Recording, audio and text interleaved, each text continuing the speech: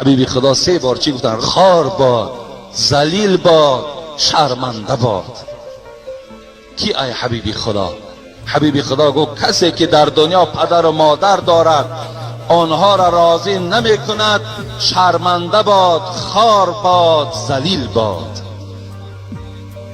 کسی که در دنیا پدر و مادر را خدمت نمی کند، کسی دعای پدر و مادر را نمی گیرد.